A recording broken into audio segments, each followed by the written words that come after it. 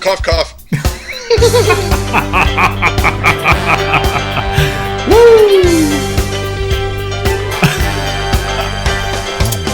Welcome to Tanakh Talk. Just in case you were wondering if this is a pre-recorded message, you are wrong. Welcome again to Rabbi Stuart, Federow, and I with TNT Exposed, coming to you from Houston, Texas, with our crazy rabbi. Yes, that's true. Crazy as they come. Oh my gosh, you're just too funny. I was thinking, what is he planning? I know something is up, and just. Oh, that's great. That's great. Yes. Wow, unbelievable. Okay, so we are. What episode is this? 8 now, right, or 9? Who's counting? I don't really care, actually. What the topics we cover are really all that's important, not the episode number. So, oh my gosh, wow, feels like I killed the music way too soon. It's okay though. All right. Well, I tell you what, it has been a really great day. It's been a good weekend, too. Yesterday, we had 2 fantastic episodes with Rabbi Singer starting off, and also with Rabbi Michael Skovak, and everything just really flowed smoothly. And we've been out of pocket now for, I guess it's been close to 3 weeks, I think. So, and for all of you people out there who think that what's going on here is easy, you are sadly mistaken. This is very complicated. But you are a professional, and you will get everything smoothed out and ready to roll. Eventually, yes. And a lot of people are wondering too, does William actually edit any of these videos to put all these little banners and stuff in at the bottom and do all this fancy stuff? No. We record live, and the moment we're done, it's immediately available. That's actually good for me because I wouldn't have time to actually do any kind of editing. There's no possible way I would have any extra time.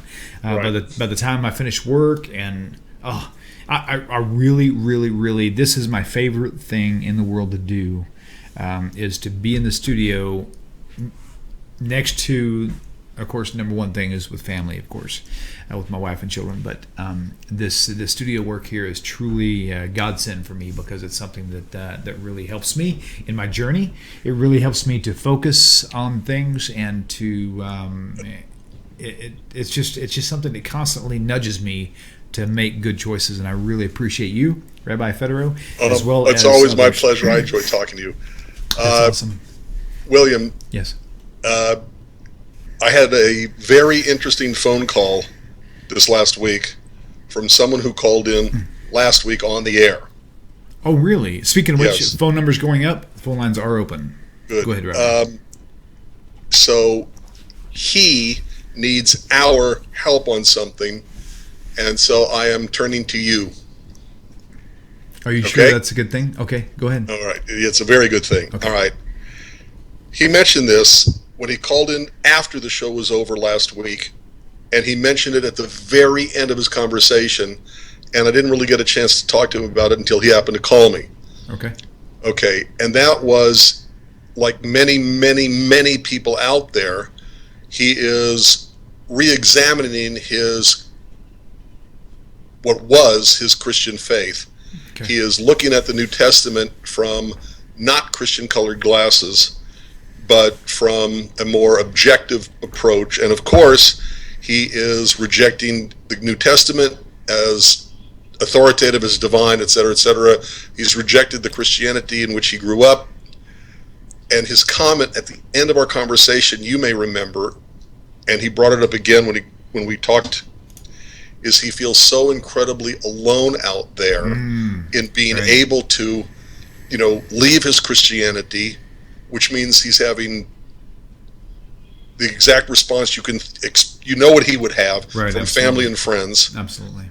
And he's feeling extremely alone. And I tried to tell him, you're not alone. Right.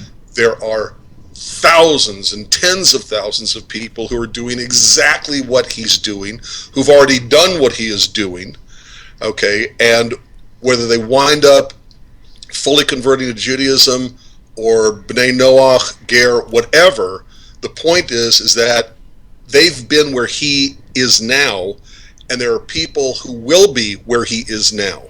Okay. But how does he get a hold of them? Okay. How does he, he's not on Facebook. Okay. Right.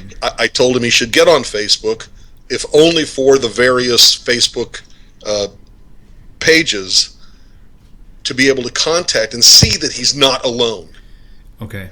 But if he's not on Facebook, what would you tell him? If he is on Facebook, what would you tell him? How do we get people who are searching to understand they're not alone and to meet people who are right where they are or soon will be or just were? You see what I'm asking? I completely do, yes. And for me, the answer is fairly simple, but also complex. I know it sounds really ridiculous, but it really is. First of all, does this person, does he mind you telling what his name is or anything to identify it?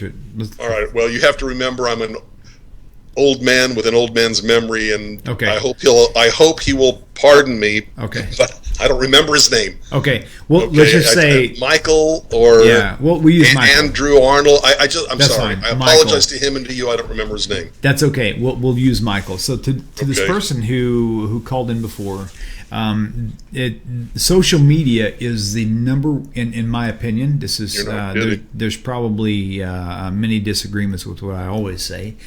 This will be no different. Social media is by far,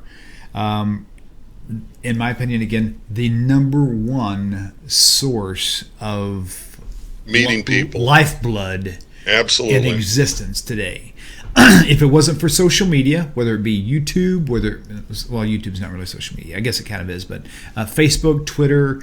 Facebook for me was absolutely it was one of those things I thought that was about the stupidest thing I could ever get involved in. But once I actually did plug into Facebook, Facebook turned out to be the easiest and the most popular one that I have found. All right, now tell me which Facebook pages to look for. Well, first I'm sure that have most to people convince listening are either already connected to it because that's probably how they found out about Tanakh Talk. Okay, but right now I'm only talking to Michael. Exactly. Okay, so tell him once he's on Facebook, what pages should he connect to? Okay, so this person we're going to call Michael is, we understand that you don't know Facebook, you don't get it. That's okay. Go there. It's very easy. All you have to do is provide an email address and a name. I don't even think you have to give anything else. Create a Facebook account, and then once you get there, you can look for me or even Rabbi Federow, and then send us messages, and we will. And mine is not Rabbi. Mine is just Stuart Federow. Stuart Federow, right? And mine is William with a really weird spelling. It's not important. Lowercase, no comment. It's a weird spelling for a weird guy. That's all you need to know. Okay. Lowercase WIL, just like it is on. I think I've got it here. As a matter of fact, it's spelled exactly. No, it's all capitals, but there's apostrophe after the first L. Lowercase WIL, capital LIAM, like it's Liam. Look for me or Stuart Federow, Rabbi Stuart Federow, on Facebook, and send us a message, and we will literally, I will personally take time to connect you with groups that will be in the right circuit that you need to be in. But here's the thing. You are out of place. You're in a spot where you need to be connected with people. Here's the thing. I heard a story one time, Rabbi, that was really touching to me. It was so touching that I'll do my best tonight. But every time I reproduce the story, it still chokes me up. There was this rabbi who had this one family, this husband and wife, who was coming to a synagogue for a long period of time, and they stopped coming for a while. And he found out the wife had apparently passed away, and the husband just kind of clammed up, right? So he was so in love with this girl that he completely he just enclosed himself. He never left his house. He was they were homesteaders or whatever. But anyway, after about 2 or 3, 4 weeks passed by, and this husband never showed up. The rabbi shows up at this guy's house. Okay, he knocks on the door. The gentleman opens the door. We'll call him Michael. I mean, we're using Michael already. We'll call him Michael. Michael opens the door. Doesn't say a word. He looks at the rabbi. And he steps aside. I mean, he just literally steps aside with the door open. So the rabbi walks in.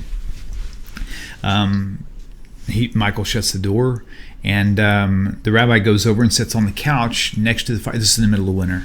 And he goes by and sits on the couch directly opposite the fireplace. Michael is sitting off to the right in a little corner chair facing the fireplace. They're sitting there 5, 7, 8 minutes. Not a word spoken between either one of them. See, it's already getting to me. So the rabbi gets up and he walks over and he picks up an ember out of the fire with the little tongs that they have for the fireplace, and he pulls it out of the fire and he sets it on the hearth right outside the fire on the tile. And he goes back and sits down, and this glowing ember, all of a sudden when he sits down there looking at it, it starts to die down and it starts to go black, like just a piece of coal. And after about a minute or so, the rabbi gets back up and he grabs that ember or that coal, and he picks it up and he sets it back in the fire, and it immediately takes light again. It just catches like instantaneously. So, I love the story. It's just so powerful. It's so true and so powerful. So he sets it back in the fire, instantly takes light. Rabbi gets up, walks toward the door. Michael looks at him. He says, "Thank you for stopping by, Rabbi. I'll see you on Shabbat." What's the story? What's the point of the story? Is when you don't put forth the effort to be involved in a community, it's going to be really hard for you to survive. I mean, you've got a pure heart, that's fine, but to really be able to catch flame and to be able to move forward in this life and to be able to be used by Hashem in so many different ways, you've got to have that energy. You got to have fuel for that spark, for that fire, and unless you're doing something for that, you're going to literally die down and choke down like that burning ember, that flaming ember, down into this piece of coal. But if you'll just put forth a little bit of effort, you can ignite like that. It's a beautiful thing. So for Michael, we're calling Michael in this direct address. Man, my encouragement to you is I know this social media stuff and this internet stuff may be a little bit of a challenge for you. I don't know your age. I don't know your what you're used to, but I'm telling you, with you being out of geographical place to be able to reach a synagogue or to reach a people group, man, I'm telling you, people are willing and ready. They're looking for people like you. Other friends Absolutely. like you are looking for people like you to connect with. And man,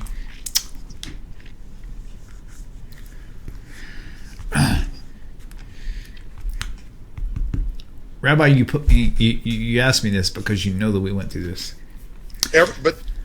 William, everybody goes through this. Yes. Everybody, when they discover that what they've believed is simply a lie, when they finally connect with God, when they see the lies of the New Testament, when they compare what the New Testament actually says with what the Hebrew Scriptures actually says, and it comes up short. Yeah, totally. They always feel alone. They always feel that they're the only ones in the world, and they don't have they can't go down the block to a group of people who are, they may be able to, but they don't know they're there yet. Sure. And until they find out that they're there, but how do they find out that they're there? That's the real question. What if he doesn't want to join Facebook? Right. What if he wants to go to, there's TanakhTalk.com. Obviously he knows about that and found it. But are there websites? My best advice to him, this Michael character, if you do not want to join Facebook and you really don't want to have your identity out there, and I respect that as well completely. Well, but he can get on Facebook and use a pseudonym. Oh yeah. That's many people do. That is a very good point. I mean, I'm pretty sure that Whitewashed Tomb is not a real name. So you literally can just Torah seeker, make that your name and create an account not using your real name. I'm telling you, and when you do, remind me that this is you so that I can accept you as a friend. But if you don't, here's the thing. The thing that set me free, one of the things that set me free in helping me guide me through this journey out of Christianity into Tanakh was Chabad.org. You can go to Chabad.org, and I did this. Here's what this, Rabbi, I'm going to tell you this too, because you can use my story as a reference point to others, even not on the show. Every Sunday, I would go to Chabad.org on my downtime. I would literally download to my cell phone, the MP3s. Yeah, MP3. I'm still not very much of a techie, even though I do the show stuff. MP3s. I would literally download anywhere between 15 and 25 modules every single week on the weekly tour portion. I would listen to every single one of them for almost 3 years. Okay? The information I was getting from them was fuel for me to keep living spiritually. I understand that. But what if he needs people that are seeing the same things he's seen and responding exactly the way you and so many other people have responded? He wants to connect with other people. He wants to know he's not alone. Man, my experience is social media. I'm sorry, that's the best I got. All right. It really is. Then maybe we, in addition to that, need to think of doing something with a website or something. Websites are good for information, like you were talking about Chabad.org. Right. Okay. Sure. But connections really is social media. Yeah, it really is. One thing you can do is, if you want to tune in, the cool thing about Tanakh Talk is it's live. It's not a pre-recorded thing. You can literally call in here and talk with whoever's on the show. If it's Rabbi Federow, if it's Monday night at 8 p.m., or Sunday morning at 11, or Sunday night at 8:30 p.m., talk to Rabbi Michael Skovac. You can literally talk to real live human beings in the moment while it's happening, and that alone can give you a lot of energy, in the sense of knowing that you're at least you're connected with something. You're not connected with a recording or with something that's not live. You're not watching a rerun. Not that that's a bad thing, but if you can't do the social media thing, you've got to talk to somebody. Call in during one of our shows. I'm sure there's other shows out there where you can actually call in or talk to people. You can call me. And most people already know this. I'm gonna. If you're watching this right now and you need somebody to talk to, write this number down. But if you call me and harass me, I'll block you. 512-797-3424. That is my personal cell phone. I've given it out before. It's the only reason probably why I'm comfortable doing it again. But I mean, if you need to talk, call me, man. I will get you directed somewhere. I'm not going to leave you hanging. I promise you that. Rabbi Federow is the same thing. I mean, send him an email. Rabbi, what is your email address? It's Rabbi Stuart, but Stuart is Stuart. Rabbi Stuart at hotmail.com.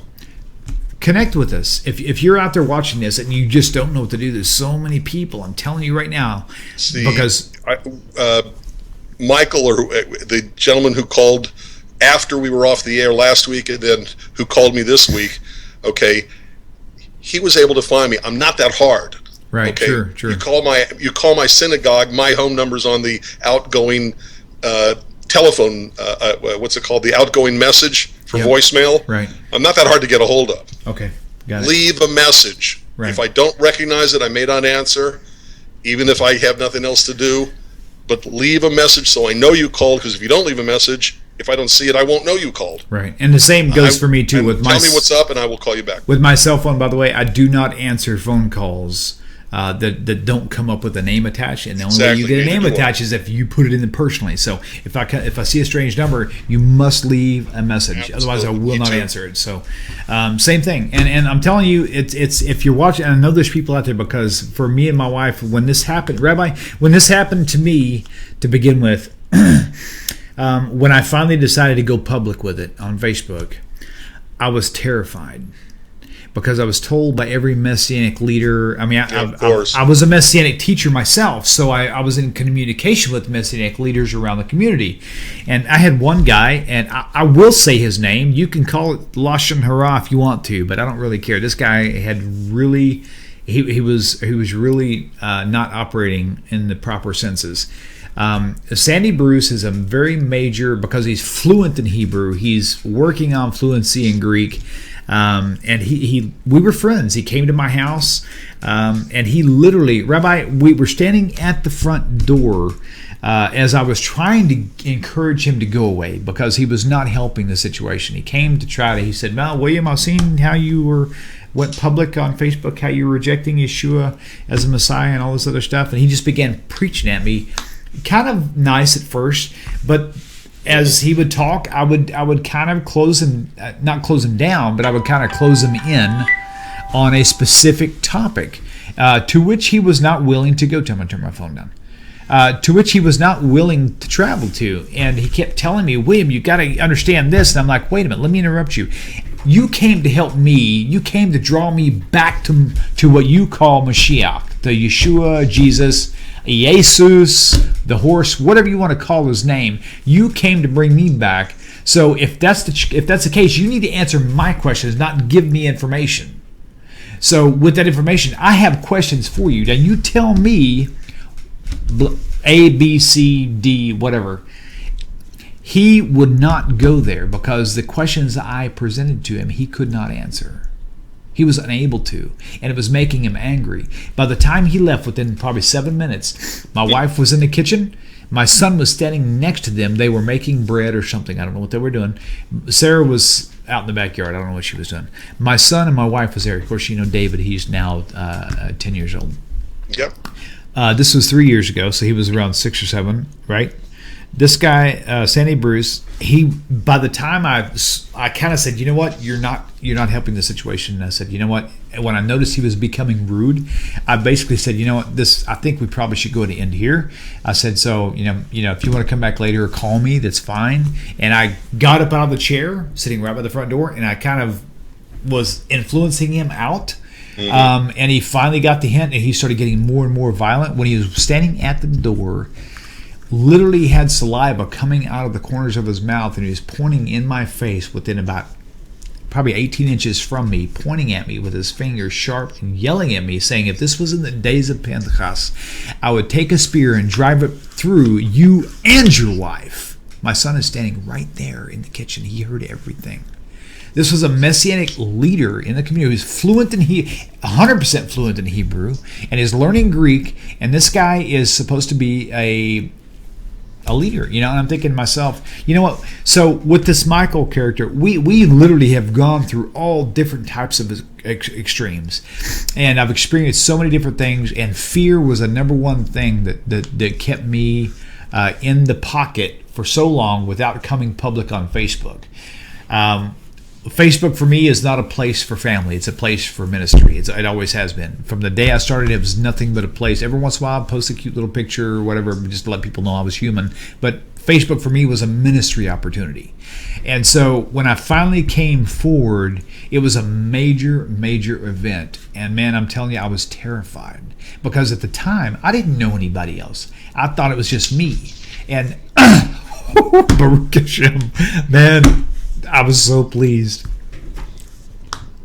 I'll bet you got inundated with people saying, you know, thank you because now I know I'm not alone. Yep. Or, you know, whatever you shared about your experience, they said something to the effect of, been there, done that. Yep. That's what I'm trying to tell. There's another guy. Michael, he's not alone. Rabbi, there's another guy. I think, forgive me if I'm getting the name wrong, but there's a Bill Boker on Facebook who's a friend of mine. I think he's the one, but when he came on Facebook, he was alone also. And I basically sent, somehow or another, I put a post on my wall. I've got like 1,500 people on my friends list or whatever. About 1,000 of them are all people who have left Messianic movement and are or Christian movement and actually are following Torah now. And and there was overwhelmed by the number of people who reached out to him and who he became friends with. And all of a sudden, even though it's a virtual thing, he all of a sudden went from having like nobody to having 150, 200 friends who would communicate with him on a daily basis and give him that fuel needed to survive on. And so, man, it's really amazing. I mean, Hashem has his ways. There's so many You're not kidding. Oh, yes. Wow. Okay. Yeah, I'm really glad you brought that up because there are other people out there. There are plenty of other people out there who may not even know about Tanakh Talk, who may not even know. Sure. But they need to understand they are simply not alone. They just have to open themselves up and put it out there, and I think there will be overwhelmed pleasantly surprised, but really, truthfully, I think they'll be overwhelmed with people saying, "Oh, I'm glad I found you. I'm glad you found me." Right. You know what? I've got to check something real fast. I got a text message while we were recording, and I have a feeling it had to do with me giving out my phone number. All right. While you're while you're doing that, or oh no, it wasn't. Okay, no problem. There's one other thing that happened this week, and I just want to say thank you. Okay, and that is I received from Daniel Rosen. Daniel Rosen. Good yes, for you. he's a great guy. Yeah. Which I let me see. Hold on. Wait. Hold it steady right there. I'm going to pull you up full screen. Hang on 1 second. All right. I want to see what you've got there. And it says, Rabbi, what does it say? It's from Aish Tamid. Oh, okay. Yeah. And it's Rabbi Eli Mansour Peleoetz. Peleoetz is a book written about the turn of the 19th century, nice. 1800s, about what's called the Musar movement, which is instead of talking intellectually about all this, how do we bring Judaism down to its in the street, live, person to person, moral, ethical, the morality and ethics of Judaism on a day-to-day, practical, lived basis. At any rate, so perfect. This actually, I think you could find these recordings online. Okay, but at any rate, Daniel sent me this, and I just want to say thank you. That's very cool. Very cool. I think I have the same. Daniel, you rock. Thank you, man. You're a very generous guy, and I really appreciate what you do to. Daniel does not have a radio show. He doesn't have a TV show, but he does his part in really trying to spread the light of Torah to so many people. And I just want to say, Hashem bless you. No joke. Okay, cool. Well, Rabbi, let's. Haven't talked much about TNT yet, have we? I know, right? That's okay. This is all important. I mean, the beauty of this show, the reason why TNT is here, it is Twisted New Testament exposing the lies and the fallacies of the New Testament. But it's also, to me, even more so, a place of dialogue. This isn't presenting, and I look forward to it every week. Yes, so. Same here. So this is a really great place to present things, and I really hope that viewers out there will call. I'm going to put the number up on screen again. You'll have to forgive me. I don't have I'll translate it for you. Oh, that's not the right one. I need new glasses. Sorry, forgive me on that. That was a Bible thing. Let me find it here. Oh, that is so cool. How did you do that with you little bitty and me? That's pretty cool. Wait, how are you seeing that? Oh, you watch really it? Cool. No, I've never seen that before. That's funny. That's what I was telling you about earlier today. Okay, so Where's the Bible? Where's the phone? Oh, there it is right there. Okay, cool. Sorry. My eyes are not what they used to be. Okay. The phone lines are open, 855-952-4253. If you ever just want to remember the number, it's 855-95-BIBLE. Just remember that. Phone lines are open. The volume is turned up. I'm really awaiting your call. If you have any questions, it doesn't matter what the topic is, as long as it's related to the New Testament. We'd love to hear what your questions are. Michael, if you're listening, call us. Talk to us now. This is a great opportunity. I actually got an email earlier, Rabbi, from someone who was asking me if we were having Rabbi Federow tonight, and I was like, yes, we are. So, yes. So, and they said, oh, darn, I was hoping. Oh, man. Okay, so with that said, you know what? Let me just look at one little note here real fast. Hang on 1 second. Okay, we've talked about speaking in tongues before. There was a person. I just want to hear. Oh, did you get my the article from Marjo? The guy named Marjo wrote. I don't know. No, I don't think so. Oh, did I? Did you send it to me? Yes, I did. Oh, yes, I did get that then. Okay, I did. All right. Obviously, I haven't opened it. Otherwise, I would have said, yes, I've got it. Thank you. Okay. Okay, here's a something that we didn't get a chance to cover this morning with Rabbi Singer because we just flooded with phone calls. Speaking in tongues, I do it. Early Jews did it, meaning at the date 0, not, I mean, we're talking, like at the time Jesus was supposed to be here, right? Early Jews did it. Let's see. I'm filled with the Spirit, etc. How is it possible to speak in tongues, to do these signs, if you will, if Jesus really isn't the Messiah? And so One thing I would like. Wait a minute. I know it's like one doesn't have anything to do with the other at all, but that was a statement made. Then what do you do when the Hindus, do it? Do they really? I didn't know that. When a Buddhist monk can lower his heart rate and complete absolute and total control over his own body. Really? Through meditation, does that mean Buddhism is now correct? We should now all of a sudden become Buddhists, followers of the Gautama Buddha? I mean, nice. Since when does miracles? Every religion has miracle stories. True. Okay, every religion has true miracle stories. I'm not saying they didn't actually happen. Okay, my first impression, my first response, okay, is my God is not so petty and so small and so petty that only if you pray to him will he do things for you. Okay, there are plenty of people all over the world who are not Jews, are not Jewish, are not B'nai Noach. Well, they're B'nai Noach, but they don't know it. But the point is that they're not, have nothing to do with Judaism or God, and the sun shines just as brightly on them. They get rain when they need it. They have crops. They have, my God is not so petty and small that only if you pray to him in the right name or to the, to God, that he'll answer your prayers and do things for you. Right. That's one thing. That's especially true. But if miracles and miracle stories become the proof of someone's faith, okay, then we got big problems because everybody has these miracle stories. So that means every religion is equally true? Yeah, right. True. Very, very good point. Now, where in the Gospels, it does say is in several places, but one in particular, I'm thinking Mark, you can correct me on this, one of them where Peter or some of the other disciples come to Jesus and say, these other people, they're doing miracles in your name, but they do not follow after us. And Jesus said, let them be, for no one can do a miracle in my name and at the same time speak evil of me.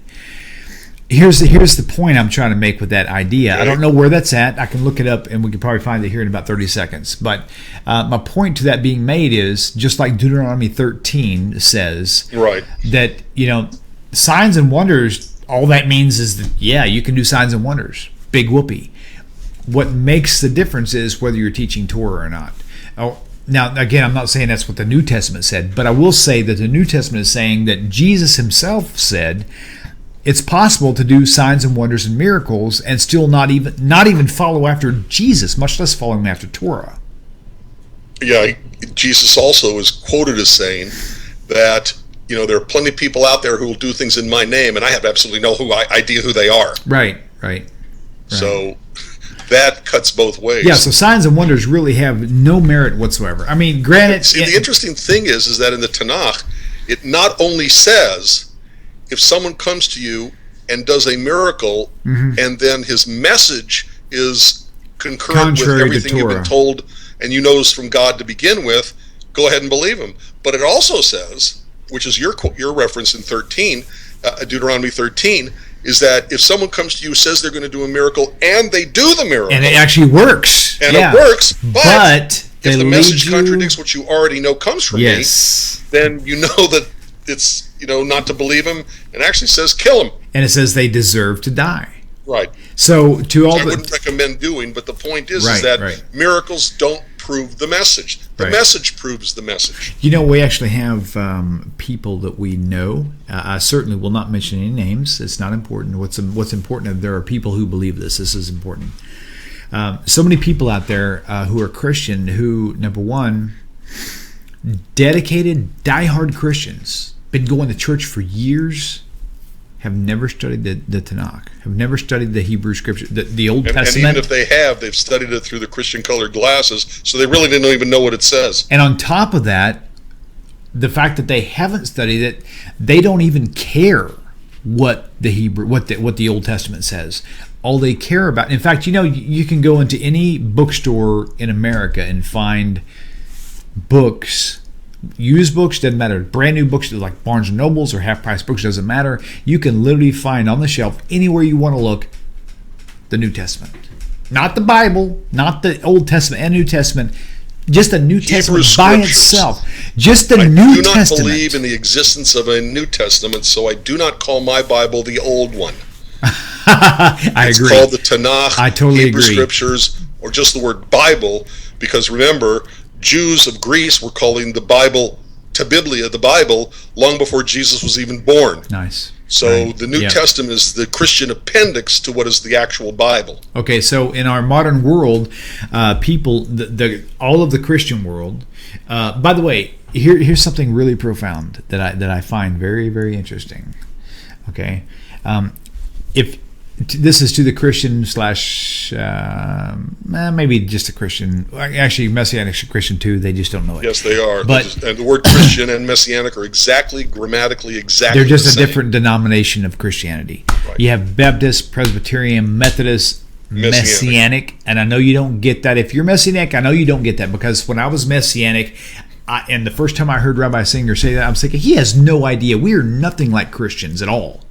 It doesn't matter. If you believe in the New Testament Messiah, you are absolutely Christian, regardless of what you feel your title should be. The term Christian means someone who believes in Jesus as the Christ. Yeah, but now, therefore, that makes them a Christian. Now, let me side with them for a moment. Their answer to that would be, that is not true, because we do not believe that Jesus is the Messiah. No, they believe Yeshua.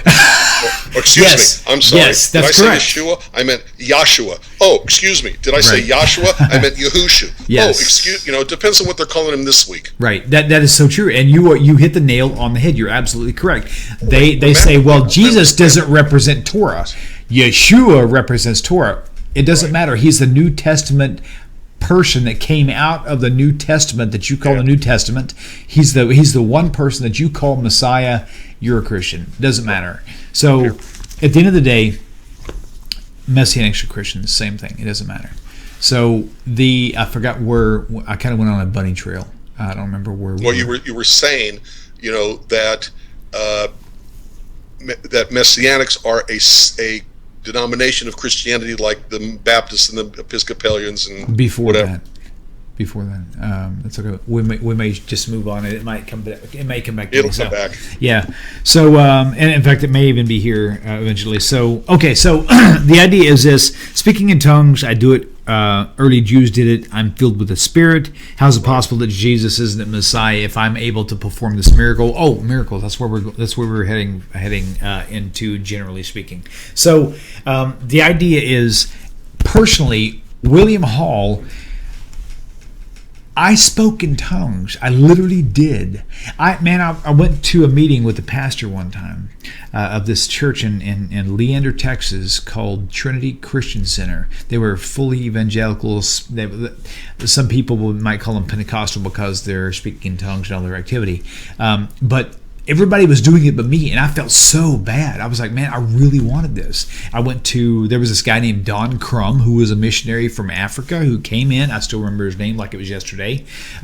We all met in this hotel room in Austin, had this big meeting. I was on their leadership, so they allowed me to come and attend. They were talking about speaking in tongues. Everybody was praying in tongues, and I'm thinking, I believed it because I was told it was real. I didn't believe it because I understood it through Scripture. I just believed it because I trusted these people, and they told me it was real, and they were trying to teach me how to do it. I was never able to do it. That day, I was determined. I was determined to just pray until I got an answer. So I literally just cried out. I was like, oh my God, I got to do this. And I was like, so then I began to practice what I was taught. I was taught by different people that, you know what you need to do, William? The first sound that comes to mind, gibberish, you blurt that out there. You know, the whole idea, right? Hey, we've got a phone call. And by the way, that's exactly what Marjo said in the article I sent you. Okay, good. Speaking in tongues, that's where we'll pick up. Right now, we'll take this call. Caller, Absolutely. Thank you for calling in. Welcome to the Knock Talk. Thank you. What is your name and where are you calling from? Hello, can you hear me? Yes, I can. Go right ahead. What is your name? My name is Daniel, and I'm calling from Israel. Daniel, what is your last name? If you don't mind. Is this Daniel Rosen? Okay, sorry. We were just speaking of a Daniel earlier. I wanted to make sure if it was the right Daniel, I was going to have to make an added statement. So, Daniel, thank you for calling in. Do you have a statement or comment that you would like to make or question you have for us here in the show? I actually have a question slash comment. Okay, sure. I would like to know the rabbi's opinion of whether it could be that Rome wrote the New Testament as part of a spiritual warfare against Judaism. Could you repeat that last? Yeah, I didn't hear it either. Say it Pardon again. me, Daniel. Repeat that last sentence. If they wrote the New Testament as what? As a part of a spiritual, ideological warfare against Judaism. Plot against Judaism? Yes. Okay. That's okay. Seeing how. Oh, right. Seeing how before the advent of Christianity, Judaism and monotheism became very, very popular among the Gentile populations of Turkey and Egypt, where Jewish populations were Absolutely, Jewish all through the communities Mediterranean. Yes, and I think that monotheism threatens the rule of Caesar because, as you know, Caesar's ruled by a sort of divine mandate, like saying, "I am God," or the Son of God, therefore I rule. And the idea of monotheism, the God of Israel, spreading across the Roman Empire was really dangerous, which is why they had to create this religion of Christianity, where the power of God is transferred to Jesus, and from Jesus to the Pope, who is the new Caesar. Right, but you didn't have the Pope in real terms of what a Pope is, no matter what the Roman Catholic community believes, but you didn't really have one until the 300s. Yes, I'm aware of that. But so still, it would have had to have been done much earlier, and it would have been well before a Pope existed, a real Pope existed. I'm sorry, but I don't think so. First of all, the Bishop of Rome came to be very early. Way before Constantine. Yes, but and the Bishop power. of Rome is who eventually became the Pope. But yes, if you're going to talk about the Bishop of Rome, then you're right. If you're talking about the Pope, that's a later thing.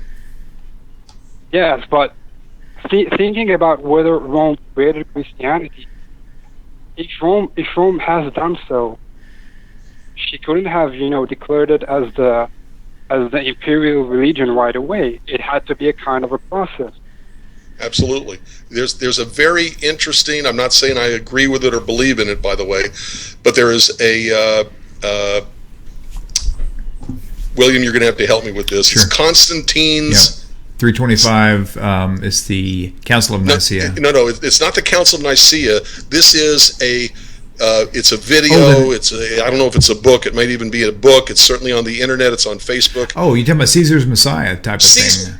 You're right. I thought it was Constantine, but it's Caesar's. Okay, Caesar's Messiah, right. Which basically is saying exactly what you're saying, Daniel. It's exactly, it's that Christianity was an invention by Rome, by pagan Rome, to contradict and to compete with Judaism. Yes, because I think I'm sorry. Did I interrupt you? No, Daniel, you go right ahead. Go ahead. I'll come in after you. I think that not only did they try to pacify the Jews, as Caesar's Messiah says, by giving them a pacifistic Messiah who supposedly wrapped up the whole thing, and now we can all go to our business. What they also did, well, I mean, a reason for what they did is create Christianity, because seeing that they couldn't depose of the Jews by the sword, I mean, it wasn't technically possible. I mean, the revolt of Bar Kokhba destroyed something like 4 or 6 Roman legions, and Jews were still dispersed all over the Mediterranean, making it impossible for the Roman legions to get all of them. So they thought, well, it's better than not to fight them physically, but ideologically, by quote unquote, by brainwashing the Gentile populations into Christianity, and then making them not accept Jewish ideas anymore. I mean, they all basically now worship the Pope, even if they are not admitting. And I'm not sure I would agree with that statement that they're worshiping the Pope. But go ahead. No, I didn't mean it as if they actually worship the Pope, but by a belief in Jesus, they sort of give up on their own power, on their own way of being saved through God and being free from the yoke of Rome. Because with that, I would agree. Daniel totally says that the iron beast controls to this day. We are all still enslaved to Rome, to the Pope. And I don't know if you heard about birth certificates and UCC, which is Uniform Commercial Code. It basically says that everyone who has a birth certificate is in the beast system. Its identity is kept in the vaults of Rome, which is why we are subject to, I don't know. I think that's a little bit more conspiracy theory than I'm willing to that's what I was thinking entertain. Too. By the way, the book I'm talking about is by a guy named Joseph Atwill. It's called Caesar's Messiah, and it is both a video and a book. But a lot of it is exactly what you're saying, that the Messiah, that Jesus and Christianity was an invention of Rome, explicitly for the reason you said. I even heard a really strange. I heard a really strange story too, both to Rabbi and also to Daniel. That one view actually said that the quote unquote Apostle Paul was actually a plant by Judaism. Right, I've heard that too. To lead, I also don't believe that, but to lead Christians away from Judaism so that they would not try to marry in. And to be quite honest with you, there's a little part of that honestly, if you and see you know today especially, I've spoken with you on a specific case last year about people who are Messianic or Christian who want to convert to Judaism without giving up the Messiah. Without their Messiah, Yeshua or Jesus. Yeah, right. And that's a huge problem. And so with that said, the whole idea of implanting Paul to lead them away as a decoy would be a really good idea. Well, can I add something? Absolutely. Go ahead. Go ahead, yes. First, I want to comment about what William said. Let's say that it is some sort of a Jewish plan to plant Paul. Why did the Nicene Creed or the Vatican allow the books of Paul to be in the New Testament, in the canon? Well, my answer. Go ahead. Well, my answer to that would be from a Messianic perspective, because before I left the Christianity movement, I was actually a very, very deep-rooted Messianic. Is most Messianics that actually really keep Torah. Well, let me back up. Messianics in general are a very small number according to Christianity, using the Christian scriptures, if you will, to justify their faith.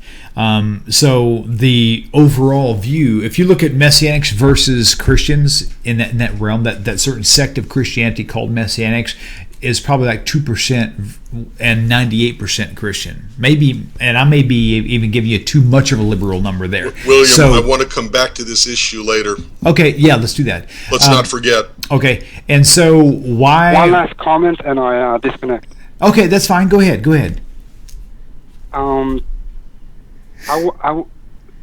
Caesar's Messiah did bring me to think whether if Rome wrote the New Testament, but I believe there is also a scriptural proof to it. I agree with you.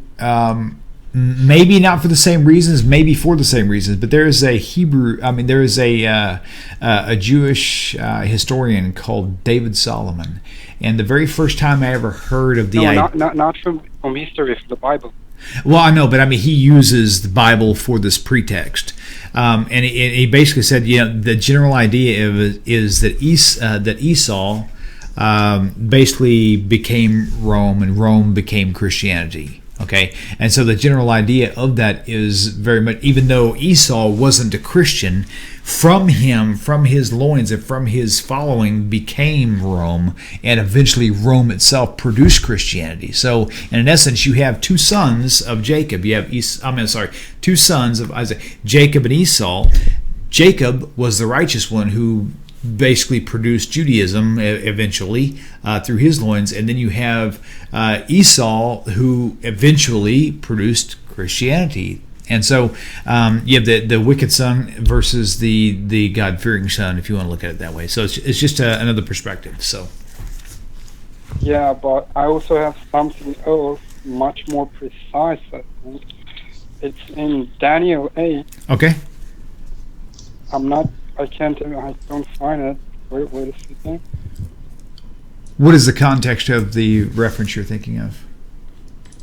If I'm not mistaken, it's talking about Titus, who was from the Flavian dynasty, by the way. Oh, right.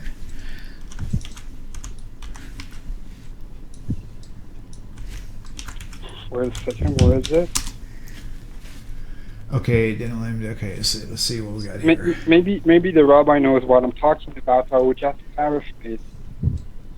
I'm not clear on what you're talking about. No, I wish you'd have the exact verse in Daniel 8. Do you know what it is? I will paraphrase because I remember it vaguely in my mind. There's Daniel 3 and 4 mentions something about Titus. Daniel 4 and 6, Titus. Let's see. Wait, I didn't hear that. Wait. You said you're talking about a reference to Titus in Daniel? I'm talking about a reference to Titus writing the New Testament. Oh, really? That's weird. Yes. Okay, I thought you said Daniel chapter 8. Yeah, that too. Maybe I'm confusing it, but I will paraphrase the verse. Well, wait a second. I'll find it and Google. Okay, sure. Vision of the ram and the goat, basically. See, that's 8. Yeah, Daniel chapter 8.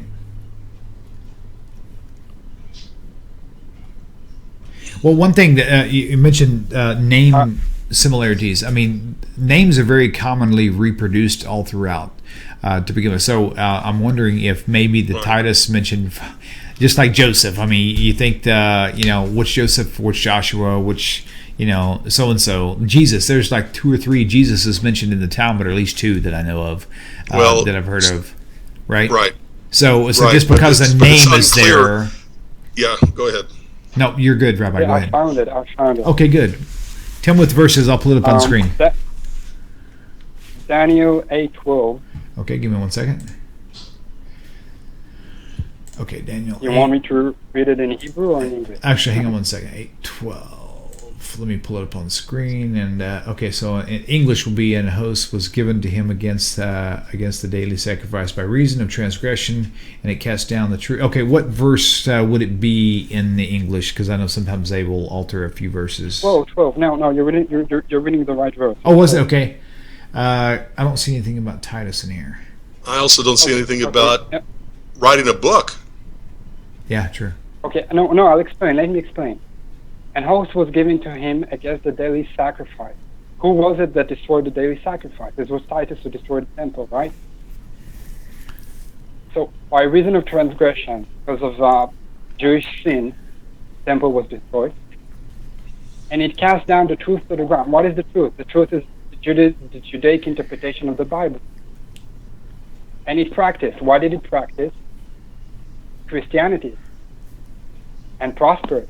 Rome has prospered 2,000 years because of Christianity. Every single verse in the Hebrew Scriptures can be interpreted in any way, shape, or form that the reader wishes to interpret it. Remember that Daniel repeatedly has someone explain to Daniel the vision that he just received, which you get in Daniel just a little bit later. I think it's like 3 or 4 verses later, where Daniel gets the meaning of what he just had as a vision, which includes by the way, what you just cited. So, hey, you are free to interpret this any way you wish. Right. And it's very easy to do so. I mean, because like I said, I'm reading the same verses. It's totally my own interpretation and opinion. By the way, let me tell you, this just came up on one of the Facebook pages. They're right now they're saying that the what's it called? United Kingdom pulling out of the European Union was a prophecy in Daniel. And my response to this was, it's called an after-the-fact prophecy. In other words,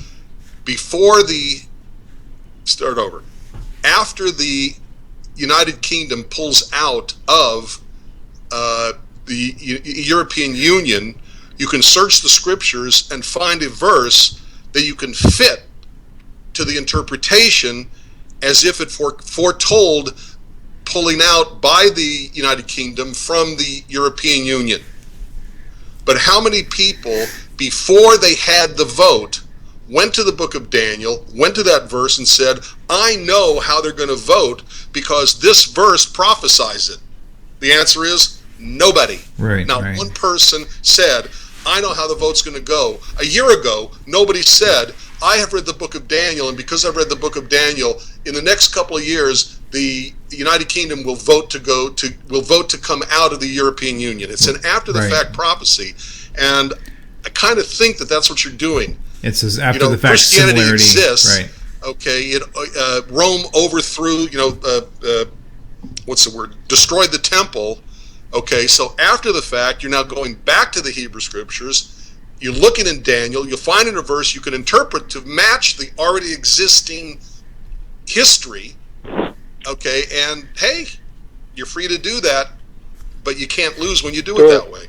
Which, in essence, is how the Gospels were compiled as well. I mean, figuring Paul came first and the Gospels came later, it would be very easy for them to write something that seems to an audience that comes 150 years later that it was a prophecy fulfilled when it really wasn't. It was like something that was written after the fact. What is very interesting about that is when the Gospels, which, as you said, came later than the epistles, the letters, okay, say things that contradict Paul.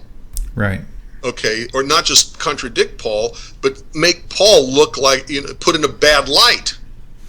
And the one that comes to mind quickly is where Jesus is quoted as saying that if you teach against the law, then you're going to be, the least in the kingdom of heaven, or words to that effect. Right. Okay, which is a direct attack on Paul's antinomianism. It's an attack on Paul's hatred of law. Right, Daniel. Yes, I want to say that first. I agree with everything you said. Okay. I did what he described. I'm sorry, I lost the word.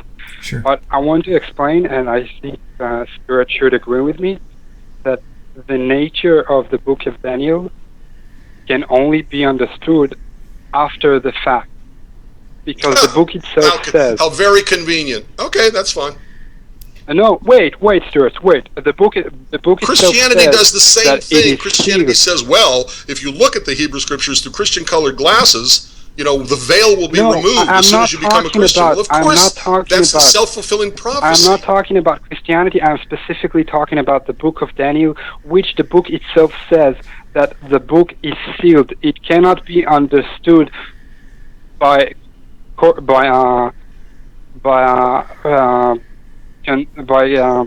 do you know that when it says the book is sealed, what it means is that it cannot be understood or interpreted? Our sages did not know that the Iron Beast is going to be manifested as the Roman Empire. They knew some sort of kingdom was coming, but they could have only known that it is the Roman Empire after the fact. The Roman Empire deposed of the Greeks. Daniel, can I ask you a question real fast? Just because this will help. This will also help me and Rabbi both understand your questions, probably even more. Where do you stand theologically regarding the New Testament? Do you think the New Testament is like completely false, or do you support the New Testament teachings? Where do you stand? I think it is completely false. False. Okay, good. But Yes, but I think there is one verse that was put there by divine providence. Okay, what verse would that be? I don't remember what verse specifically, but in the gospel it says that at the trial of Jesus, the Jews outside Pilate's palace said his blood will be on our hands and our children's hands forever and ever.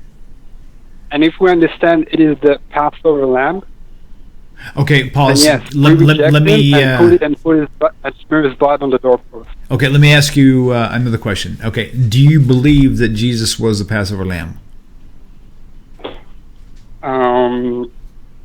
Not really. Okay, now for me, okay, here's the question for you. I need you to be very clear and direct. It's either an absolutely not or absolutely yes. There's no in between. Do you believe that Jesus was the Passover lamb? Don't please give me a direct answer. Not a maybe sort of thing.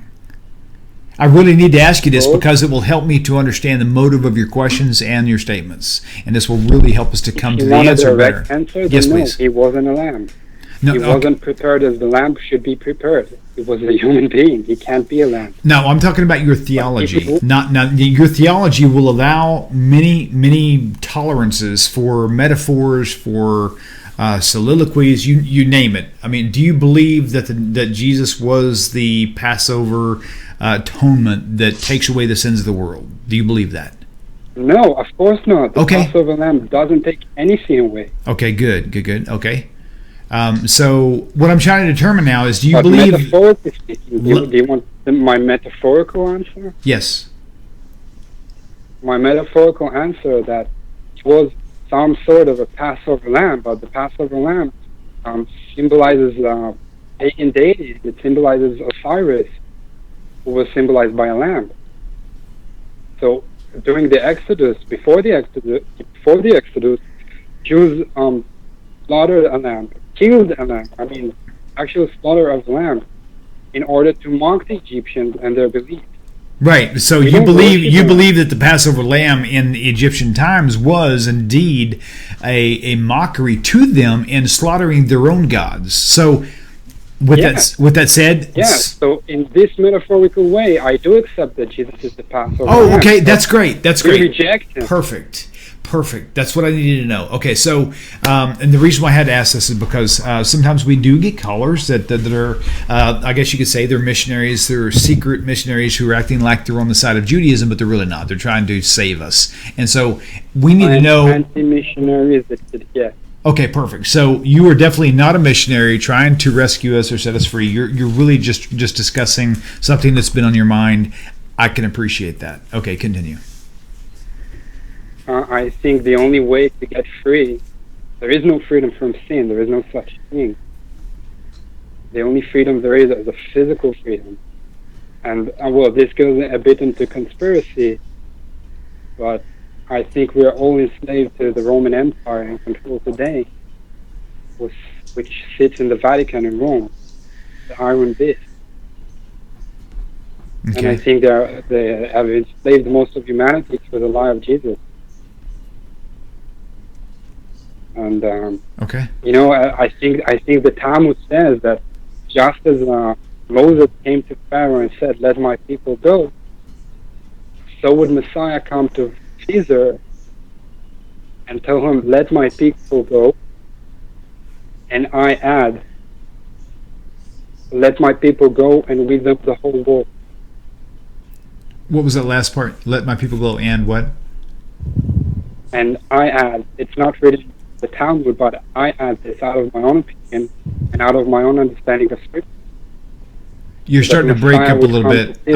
I'm not hearing part of what you're saying. It sounds like it's starting to break up a touch. Rabbi, did you hear what he said? I am saying... Oh, that's better. No. That's better, actually. Go ahead. I am saying that the Talmud says that just as Moses came to Pharaoh and told him, "Let my people go," so would the Messiah come to Caesar and tell him, "Let my people go." But I had, out of my own opinion and understanding of Scripture,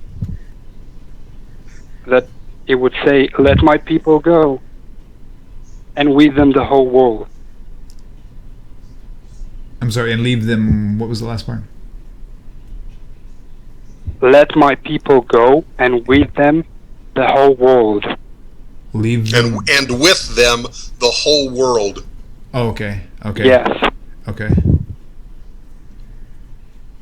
Okay, sorry, I'm still a little unclear as to where we are in our conversation, or what we're headed towards. Exodus version 2.0. Version 2.0. Okay. All right. Well, I tell you what, I can definitely appreciate your open mind and your ability to think outside the box. And so, Daniel, thank you for calling in. Certainly, as I tell everybody who calls in, even with stuff I do or don't agree with, it definitely probes our mind to think even more. Daniel, thank you for calling in. We'll let you go, and we'll open up the phone lines for another caller if possible. We're actually over our hour, but we'll go. Oh, that's fine. We'll go a little bit long. Well, my wife made a special dinner. She's wanting me to come home and eat. Oh, well. And I haven't eaten since breakfast. So, Daniel, thank you so much for calling in, and we'll talk to you again soon. Feel free to call in anytime, okay? Shalom, shalom. Thanks. William, there was something I wanted to get back to. Oh, yes. I can't remember what it was. Okay, I'm looking at the YouTube page. If anybody knows what it was we were supposed to get back to, please type it right now. You had said something, and then I didn't want to let it go because it was important. But okay, well, that's not important enough to override. No, it's not. Take the call. Welcome to Knock Talk. Please tell us your name and where you're calling from. Can you hear me okay? Hello? Yes, I can hear you loud and clear. What is your name? Where are you calling from? My name is Ray Mazuka, and I'm calling from Orlando, Florida. Ray, very good. And you're from Orlando, very good. Do me a favor real fast before we continue. Would you please turn your computer down? Yes. Okay, great. And then tell me when you got it, and we'll take your question or your comment. Yeah, I got the volume off. Okay, perfect. Thank you so much. Okay, I'm an ex-Christian minister chaplain. Wow. I've been on a 4.5-year journey getting away from Christianity. I was a volunteer chaplain at the Orange County Jail, and we were getting asked questions that I couldn't find answers to by the prisoners. So that's when I started researching, and of course there's always a couple questions I didn't understand, like the Trinity and all that other kind of stuff there. Yep. So I started researching, I started finding out the Christians didn't have answers for what these inmates were asking. So, anyhow, that got me kind of fired up and started, and I started researching. William, I enjoy your show very, very much. And Rabbi Stuart, Federow, your book, Judaism and Christianity, was absolutely wonderful. Yes. Thank you. You're welcome. Thank you. I enjoyed it a lot. Okay, one of the things I just wanted to talk about, it's not the New Testament, but what are your opinions of the Noahide movement? I thought that was the way I wanted to go, but I don't think that's it. I don't want to convert, but I think this when I tell somebody I'm a Noahide, I get pigeonholed. Oh, yeah. Into the 7 commandments. Man, I feel you. I totally get the same thing. I get people shunning me because I say that word. I would tend to say that it's more like 7 classifications, but go ahead. Right. Well, I've got several verses in the Tanakh that tell me the Torah is for the whole world. It's for all the people, and that the Jews are supposed to enlighten us and give us the explanations. Rabbi, can I? We're supposed to be. Oh, go ahead. I'm sorry. Is it okay if I comment real fast? Go ahead, please. Okay, Ray. Here's the thing: the Torah itself is for all intents and purposes, is a title of a set of laws, if you want to call it that, and it's also a title for the entire first 5 books. But my point is this: within the Torah, within the actual Torah itself, which is for the whole world, inside that Torah, there are different categories. Okay? One of those categories just so happens to be for the high priest. One of those categories just so happens to be for only women. Another one of those categories just so happens to be for children, obeying your parents, whatever the case may be. Okay? Also, inside the Torah, which is for the whole world, it's even for the Noahide, technically I'm a Noahide. I'm not converted yet. Okay, so within that Torah, which is for the whole world, which includes me, is a section, quote unquote, section dedicated specifically to me. So not all of the Torah is for me, but the section within the Torah that's dedicated to my particular situation, yes, indeed, then the Torah is for me. The entire Torah is for me. Within that entire Torah has a section for just the Jew. Speak to the children of Israel and tell them and say unto them, right? Speaking to who's the children of Israel. If you're a Christian, then everyone's a children of Israel because Jesus, or if you're Messianic, you're adopted in, so you're children of Israel even without conversion. But according to the actual Torah itself, inside the parameters of the Torah is a section for people who are not Jewish. So yes, the Torah, the whole Torah is for the whole world, but you've got to go to the right page that applies to you. Okay? So with that said, I'm a Noahide. Now, Noahide, granted, is not necessarily the proper term. A ger, I think, is probably a more proper term. That's actually from the Hebrew. But a ger, Rabbi, you had to correct me as I go along because I'm kind of getting shady now. But the general idea is this. Yes, the entire Torah is for all the world, but you got to go to the right section that applies to you within that Torah. Right. No, I understand that. Okay. I understand that it doesn't, I mean, the modern Jew nowadays only has to worry about 150 commandments, basically. Technically, because like you say, some are for the Okay, I know what you're saying, but yeah, go ahead. Go ahead, Daniel. Oh, okay. Yeah, there's a I'm sorry, delay, Ray. so Pardon me, Ray. Yeah. Well, it's just I seem to get pigeonholed. I go to an Orthodox synagogue, a couple of times a week now, and I enjoy the company of them. Right. Because they help me. The rabbis are very helpful and stuff like that. But it just seems as soon as I say Noahide, I get pigeonholed into a certain spot. let me tell you something. It seems to be a limiting. I'm going to give you some advice that I got from Rabbi Singer, and I think Rabbi Federow will probably agree. And that is, if you're going to an Orthodox synagogue, don't tell them you were Christian. If they ask you, don't lie to them, but don't volunteer the information. Just go there and learn. Don't call yourself out, right?